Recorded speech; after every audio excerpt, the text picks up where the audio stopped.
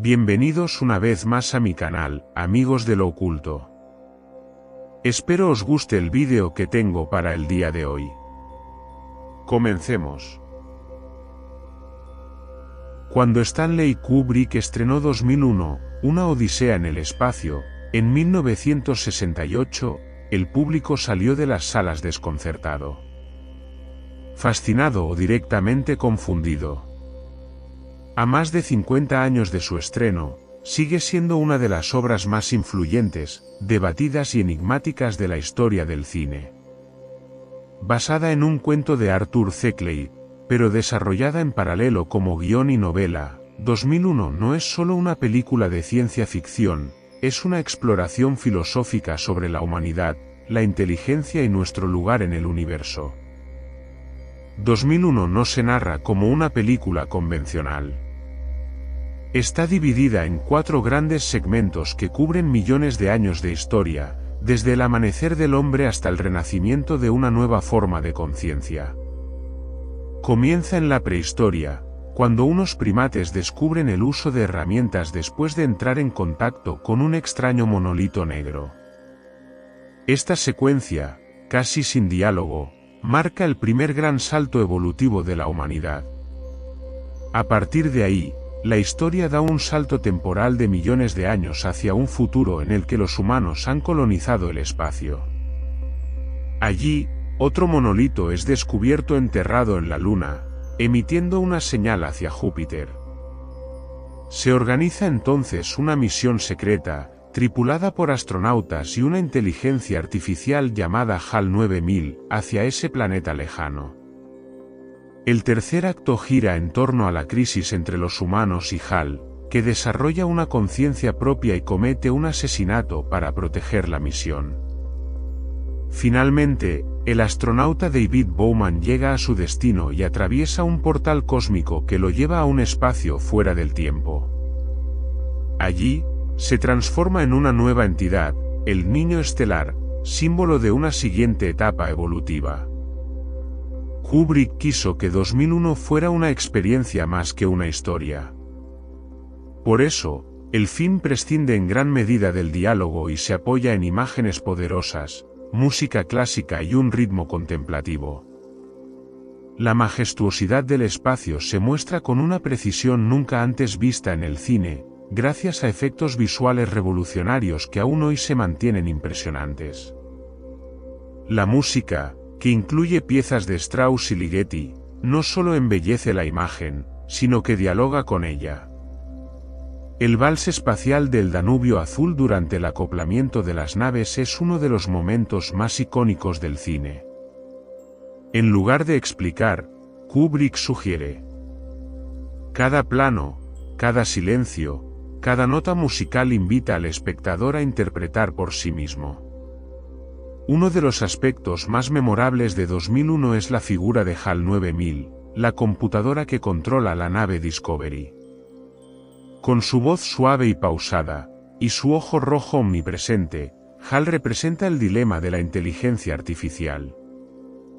Es racional, lógico y eficiente, pero también vulnerable, emocional, y finalmente, mortal. Cuando HAL comienza a fallar, comete actos irracionales para proteger la misión, incluyendo el asesinato de los tripulantes. Lo perturbador es que, en su muerte, muestra más humanidad que los propios astronautas. Su ruego, "Tengo miedo Dave", genera empatía, mostrando que el límite entre lo humano y lo artificial es más difuso de lo que creemos. El monolito negro aparece en momentos clave del desarrollo humano. Su origen y naturaleza no se explican en la película. No habla, no actúa visiblemente, pero desencadena los mayores saltos evolutivos de la humanidad. Para algunos, es una metáfora de Dios, para otros, un artefacto extraterrestre que siembra la inteligencia en civilizaciones primitivas. Kubrick se negó a dar respuestas definitivas. El monolito no es solo un objeto, es un símbolo. Representa lo inexplicable, lo trascendente, lo que está más allá de nuestra comprensión actual. Es una invitación al misterio, a reconocer que el conocimiento humano tiene límites. 2001 trata, en última instancia, del lugar del ser humano en el cosmos. Parte desde nuestros orígenes más primitivos, muestra nuestra conquista del espacio, y proyecta una posible trascendencia de la forma humana. La evolución, guiada por el contacto con el monolito, no es solo biológica, sino espiritual y metafísica. En su acto final, David Bowman atraviesa un viaje lisérgico visual, la famosa Stargate, y llega a una habitación surreal, donde envejece rápidamente y se transforma en el niño estelar. Esta figura final, flotando sobre la Tierra, representa el nacimiento de una nueva humanidad, más allá de la carne, más allá del tiempo, tal vez fusionada con la inteligencia cósmica. La película sugiere que la evolución no ha terminado. Que hay algo más allá de lo que somos, y que el próximo paso podría no ser mecánico ni tecnológico, sino algo casi divino.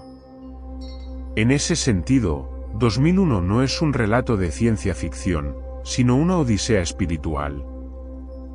En su momento, 2001 fue recibida con opiniones divididas. Algunos la calificaron de lenta, incomprensible o pretenciosa. Pero con el tiempo, fue reconocida como una obra maestra. Su influencia es incalculable. Inspiró a generaciones de cineastas, desde George Lucas hasta Christopher Nolan. Redefinió lo que la ciencia ficción podía ser, no solo entretenimiento, sino reflexión profunda. También cambió la forma en que se representaba el espacio en el cine, apostando por el realismo, el silencio y la inmensidad. Muchas de sus predicciones tecnológicas, como las videollamadas o los asistentes inteligentes, se han vuelto realidad. Pero lo más duradero es su capacidad para generar preguntas. 2001, una odisea en el espacio no ofrece respuestas fáciles. Es una experiencia que desafía, incomoda y deslumbra. Cada visionado revela algo nuevo, cada interpretación es válida. Porque, como el monolito, 2001 está hecho para ser contemplado, no entendido del todo. Es más, 2001 es una puerta abierta al misterio. Nos enfrenta con nuestra pequeñez ante el universo y al mismo tiempo, con nuestro potencial ilimitado. Es un espejo donde vemos nuestro pasado animal, nuestro presente tecnológico y un futuro que apenas podemos imaginar. Como toda gran obra de arte, no se agota, no se explica, no se encierra, se vive, y se recuerda siempre. Déjanos tu opinión en los comentarios, y si te ha gustado el vídeo, no olvides darle like y suscribirte para más contenido de misterio. Nos vemos en el próximo episodio. Hasta pronto, amigos de lo oculto.